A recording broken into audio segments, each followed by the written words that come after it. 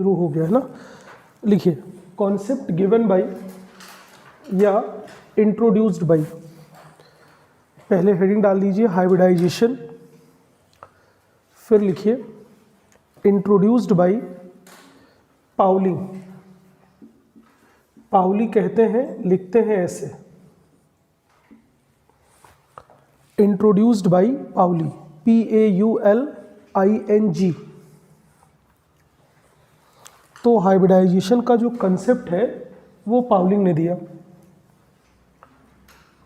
नीचे लिखिए किसको कहते हैं hybridization, mixing of pure orbitals, mixing of pure orbitals of slightly different energy, mixing of pure orbitals of slightly different energy to form new set of hybrid orbitals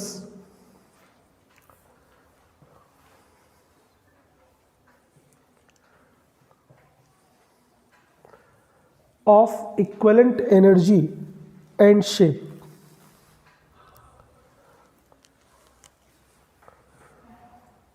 तो concept of hybridization is given by Pauli, and hybridization is mixing of pure orbital of slightly different energy to form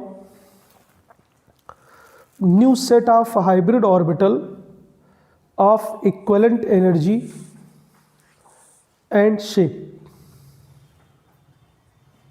ठीक, जहां हमने लिखा हुआ है slightly different energy, वहां पे लिखा जा सकता है ऑलमोस्ट सेम एनर्जी, लिख सकते हैं ना, थोड़ा बहुत डिफरेंस होना चाहिए। अब आप थोड़ा सा समझिए, बाद में फिर हम लोग हाइब्रिडाइजेशन पे आएंगे। देखिए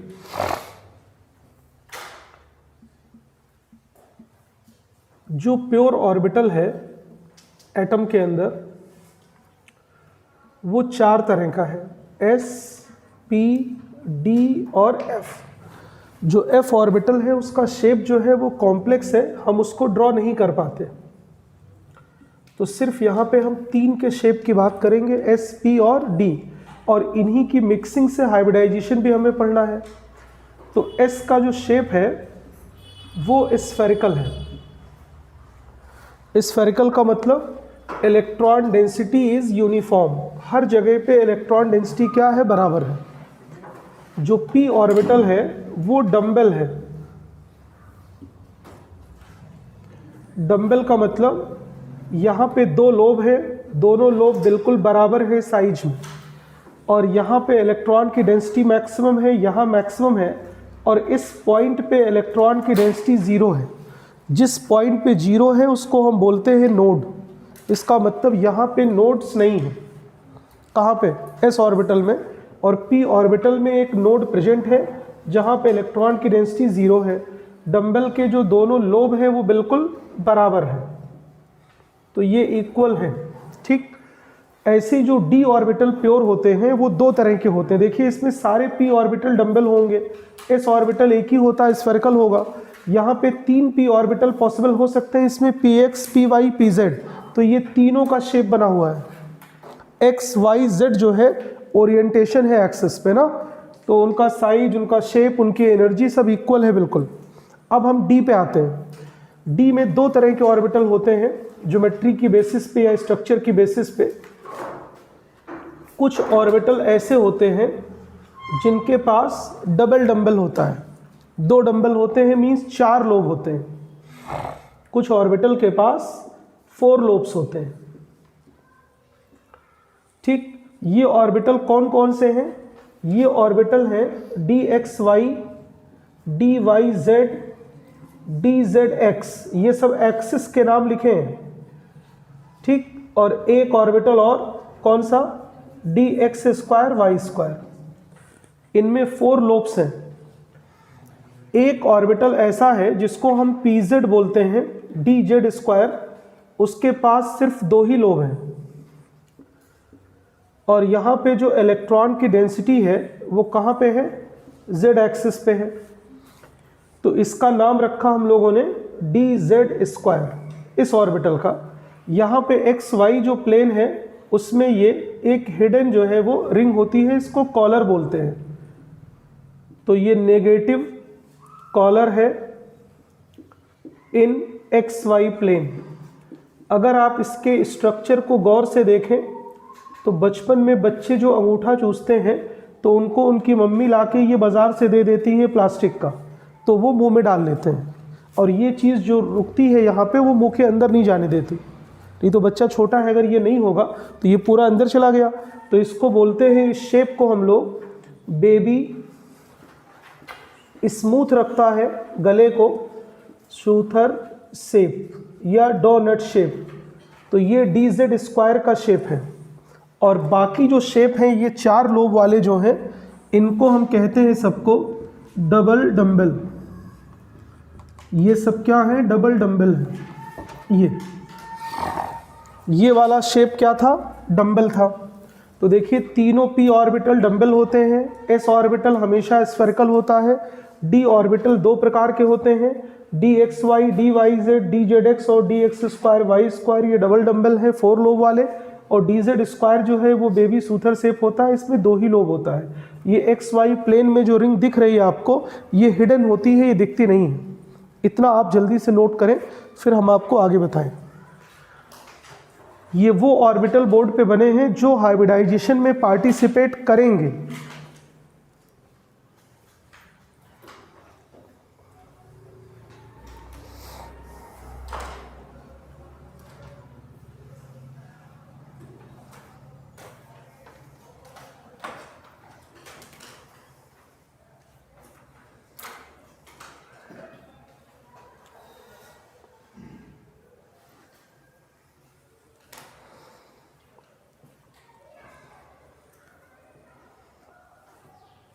अब देखिए सबसे पहली बात यह है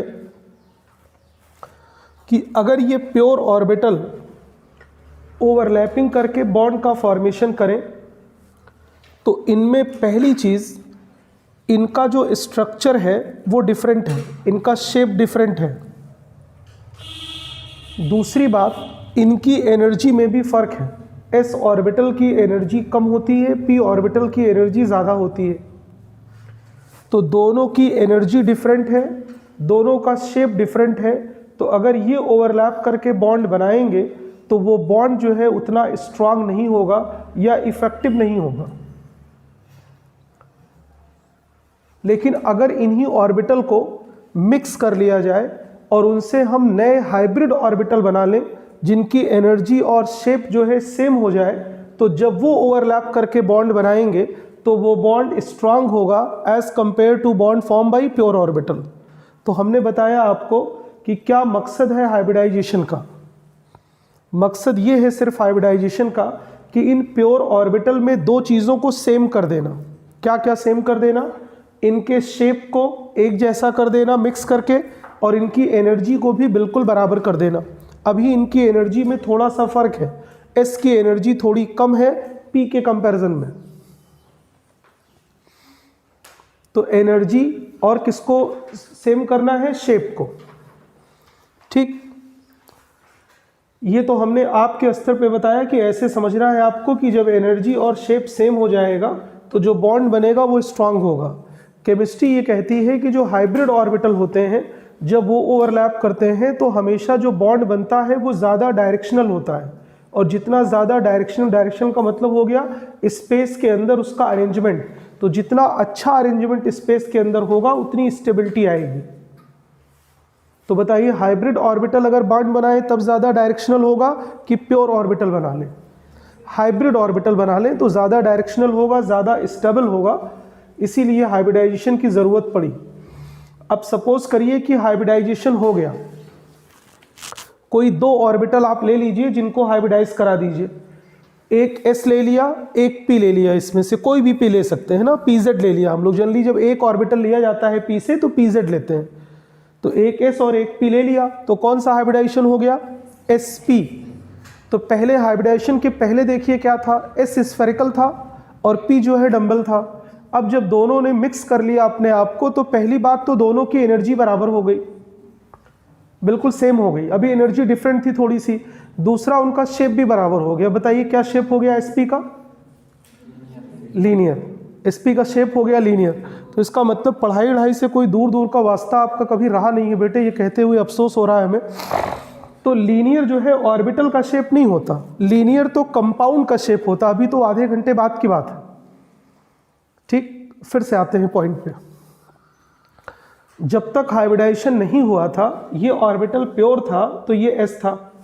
इसका नाम शेप कैसा था? स्फेरिकल। इसका शेप कैसा था? डंबल था। दोनों की एनर्जी डिफरेंट थी। p ऑर्बिटल की एनर्जी थोड़ी सी ज़्यादा होती है s ऑर्बिटल से। जैसे आपको एग्जाम में ये क्वेश्चन देखिए जीओसी में बताते हैं ना कि sp है, sp2 है और sp3 है। बताइए सबसे ज़्यादा एनर्जी वाला ऑर्बिटल कौन है? तो वहाँ आंसर आता है sp3, क्योंकि इसमें p कैरेक्टर जितने ज़्यादा होते हैं उतनी एनर्जी ज़्यादा होती है। s कैरेक्टर जितना ज़्यादा होता है उतनी इलेक्ट्रोनेगेटिविटी ज़्यादा होती है, अगर आपको याद हो। तो p कैरेक्टर से हमेशा एनर्जी डिसाइड होती है।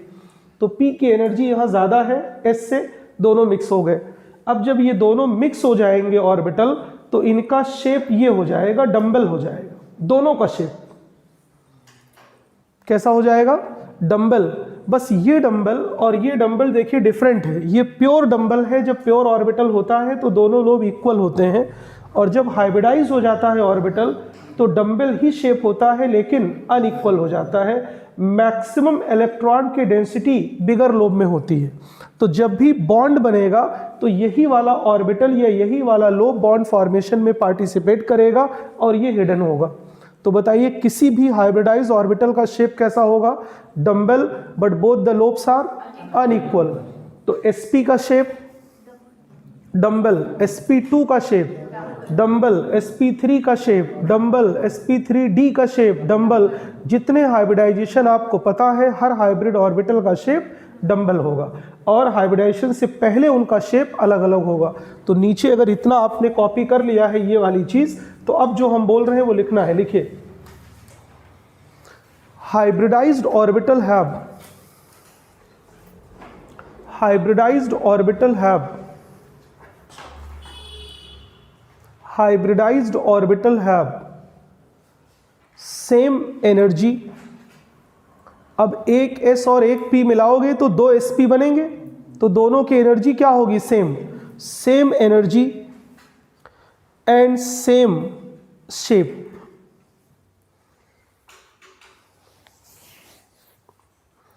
लिखा। फॉर एग्जाम्पल,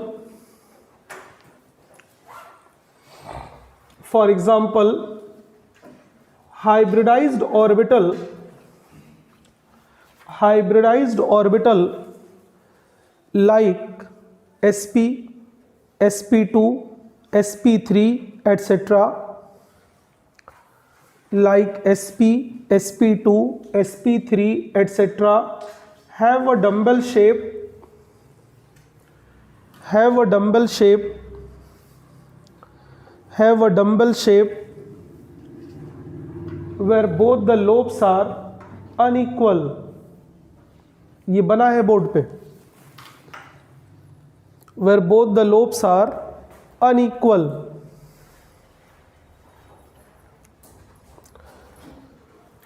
तो एक बात ये बिल्कुल क्लियर रखना है आपको कि दोनों लोब क्या होंगे? अनइक्वल होंगे, और जो इसमें से बड़ा वाला लोब होगा वो हमेशा हाइब्रिडाइजेशन के बाद बॉन्ड फॉर्मेशन के अंदर पार्टिसिपेट करेगा। ये वाला, इससे बॉन्ड फॉर्मेशन से कोई मतलब नहीं है। ठीक। अब नीचे फर्स्ट, सेकंड, थर्ड हाइब्रिडाइजेशन में कुछ इंपॉर्टेंट बातें हैं, वो लिखना है आपको।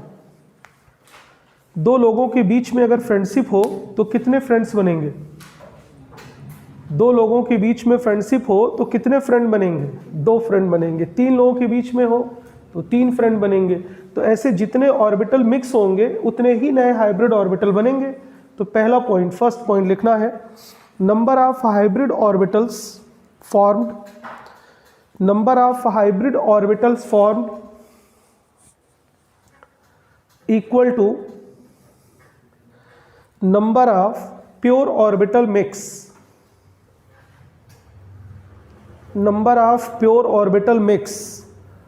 अगर हम आपसे कहें कि कहीं पे sp3 हाइब्रिडाइजेशन हुआ है, इसका क्या मतलब हुआ कि 4 ऑर्बिटल मिक्स हुए हैं और 4 नए sp3 ऑर्बिटल बने हैं। अगर sp2 हाइब्रिडाइजेशन हुआ तो 3 ऑर्बिटल मिक्स हुए हैं और 3 ही नए हाइब्रिड ऑर्बिटल बने हैं, उनका नाम है sp2। sp हुआ तो 2 ऑर्बिटल बनेंगे। तो ये चीज़ क्लियर हो गई कि जितने ऑर्बिटल हाइब्रिडाइजेशन में भाग लेंगे उतने ही नए ऑर्बिटल बनेंगे। ठीक। Second point, bond formed by hybrid orbitals are more stable. Bond formed by hybrid orbitals are more stable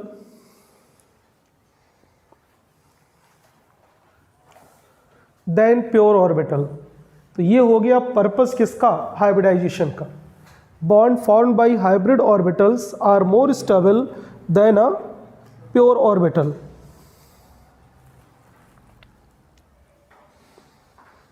लिख लिया आपने।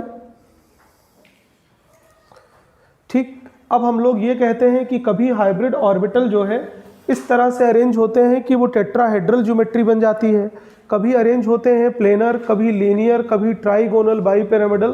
तो ये सारी चीज़ें क्यों होती हैं वो लिख रहे हैं हम थर्ड पॉइंट में। लिखिए, hybrid orbitals are directed in space या more directed in space. Hybrid orbitals are more directed in space. ये हम मोर डायरेक्टेड कह रहे हैं किसके कंपैरिजन में, प्योर ऑर्बिटल के। Hybrid orbitals are more directed in space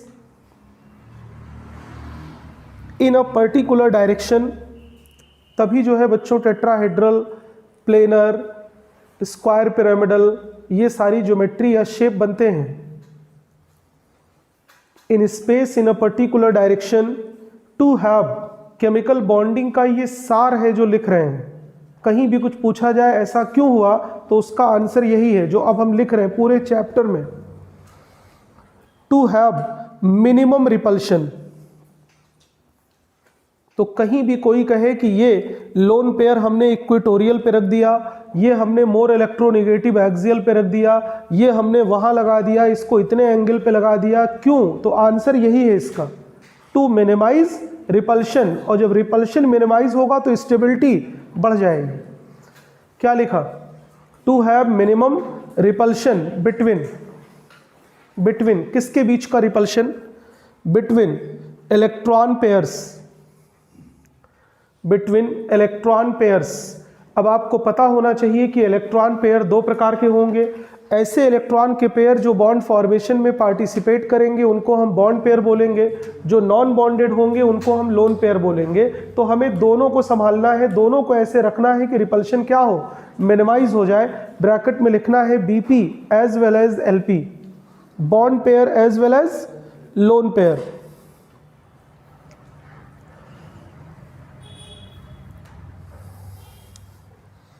To have minimum repulsion between electron pair and form stable arrangement। तो ये है बच्चों हाइब्रिडाइजेशन का मेन पर्पस।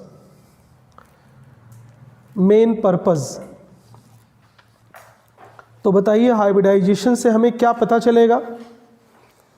अगली बात, hybridization indicate geometry of molecule.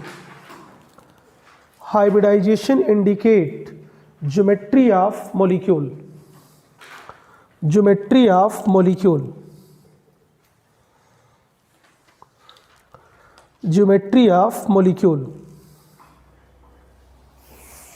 लिख लिया आपने। अब एक तरफ आपको कॉपी में लिखना है नंबर ऑफ हाइब्रिड ऑर्बिटल्स और एक तरफ लिखना है हाइब्रिडाइजेशन। एक तरफ नंबर ऑफ हाइब्रिड ऑर्बिटल और एक तरफ क्या लिखना है? हाइब्रिडाइजेशन, और उसके आगे लिखना है ज्योमेट्री अरेंजमेंट। 3 पार्ट करना है। नंबर ऑफ हाइब्रिड ऑर्बिटल्स, बीच में आ जाएगा हाइब्रिडाइजेशन, आ गया, और इधर किनारे लिख देना है आपको ज्योमेट्री। ज्योमेट्री का मतलब है बच्चों लोन पेयर और बॉन्ड पेयर का अरेंजमेंट। लिख लिया आपने। अब बताइए कम से कम कितने लोगों के बीच में फ्रेंडशिप हो सकती है? 2 लोगों के बीच में। इसका मतलब हाइब्रिडाइजेशन होने के लिए कम से कम 2 ऑर्बिटल चाहिए। इसीलिए देखा होगा आपने कि हाइड्रोजन जो है इस प्रॉपर्टी से हमेशा दूर रहता है, क्योंकि उसके पास एक ही ऑर्बिटल है। कौन सा? 1s। तो कभी हाइड्रोजन के अंदर हाइब्रिडाइजेशन नहीं पॉसिबल होता, क्योंकि एटलीस्ट हमें ऑर्बिटल कितने चाहिए? 2 ऑर्बिटल चाहिए। क्लियर हो गया? तो नंबर ऑफ हाइब्रिडाइज ऑर्बिटल के नीचे लिखिएगा 2 और हमें बताइए कौन सा हाइब्रिडाइजेशन होगा। हाँ, sp लिख दिया आपने, sp। फिर 3 पे आइए, 2 के बाद 3 आएगा ना, बोलो। तो कौन सा हाइब्रिडाइजेशन होगा? sp2। अभी ज्योमेट्री के नीचे ना लिखिएगा, अभी हम बताएंगे आपको। ज्योमेट्री का मतलब है बॉन्ड पेयर लोन पेयर का अरेंजमेंट। sp के नीचे 2 लिखा, 2 के सामने sp और 3 के सामने sp2, 4 के सामने sp3, एक s और 3 p, sp3 हो गया ना। अब देखिए जब 4 ऑर्बिटल मिक्स हो जाएंगे तो एक पूरा s सबसेल और एक पूरी p सबसेल खत्म हो जाएगी, क्योंकि ऑर्बिटल मैक्सिमम 4 ही होंगे। अब हम आएंगे d सबसेल पे, तो पहला d ऑर्बिटल यूज करेंगे जब भी, हमेशा याद रखिएगा जब पहला p ऑर्बिटल यूज करेंगे तो pz होगा, और जब पहला d यूज करेंगे तो dz² होगा। ठीक, तो अब हाइब्रिडाइजेशन आएगा sp3d, 5 ऑर्बिटल लिखिए 5, sp3d 6 ऑर्बिटल लिखिए, sp3d2 7 ऑर्बिटल पे आइए, sp3d3। अब ये ऑर्बिटल खत्म हो गए हमारे पास, बोलो sp3d3। तो मैक्सिमम जो अपना सिलेबस है और केमिस्ट्री है उसमें इतने ही टाइप के हाइब्रिडाइजेशन है। जब हम कॉम्प्लेक्स में आएंगे तो वहाँ जो हमने अभी लिखा हुआ है sp3d वो 2 तरह का होगा, sp3d और dsp3, क्योंकि वहाँ 2 तरह के कॉम्प्लेक्स बनते हैं, इनर ऑर्बिटल और आउटर ऑर्बिटल। तो वो बात हम लोग कॉम्प्लेक्स में करेंगे। यहाँ पे अभी कुल मिला के कितने टाइप के हाइब्रिडाइजेशन हो गए हमारे पास? 6 टाइप के, sp, sp2, sp3, sp3d, sp3d2 और sp3d3। अब आप इसमें देखिए जो ज्योमेट्री आपने लिखा है, कॉलम बनाया है, उसमें हमें लिखना है, तो पहले समझिए फिर लिखेंगे। अब देखिए हमारे पास 2 बॉन्ड पेयर है, 2 ही ऑर्बिटल है, तो इस स्पेस में कैसे रखा जाए कि उनके बीच में रिपल्शन मिनिमाइज हो जाए। अगर 2 ही ऑर्बिटल है हमारे पास तो कैसे उनको रखा जाए कि रिपल्शन मिनिमाइज हो जाए, यही तो फंक्शन है हाइब्रिडाइजेशन का। तो हम उनको मैक्सिमम अगर एंगल पे रखना चाहेंगे तो 180 पे रख सकते हैं। तो 2 ऑर्बिटल हमारे पास है, छोटा लोब बड़ा लोब, ये ओवरलैप करेंगे तो मैक्सिमम रिपल्शन मिनिमम रिपल्शन को करने के लिए हमें उनको बिल्कुल अपोजिट रखना होगा। और हम उनको किस पे रख सकते हैं? देखिए ये हमारे पास एक ऑर्बिटल है हाइब्रिडाइज और एक हाइब्रिडाइज ऑर्बिटल ये है, तो यही ओवरलैप करा के हम बॉन्ड बना सकते हैं, जिससे क्या होगा कि ये जो बॉन्ड पेयर है ये मैक्सिमम डिस्टेंस पे होंगे और रिपल्शन मिनिमाइज हो जाएगा। बताइए जो हम ऐसे रखेंगे तो हमारा एंगल कितना बनेगा? 180 का। तो जो शेप आएगा वो क्या होगा? लीनियर। तो वहाँ जब 2 लिखा है तो वहाँ सामने लिखिए लीनियर ज्योमेट्री, लीनियर। तो जब 2 हाइब्रिड ऑर्बिटल होंगे तो अरेंजमेंट हमेशा क्या होगा? लीनियर होगा। अभी हम बनाएंगे। अब 3 पे आइए, आप 3 पे आइए। अब आप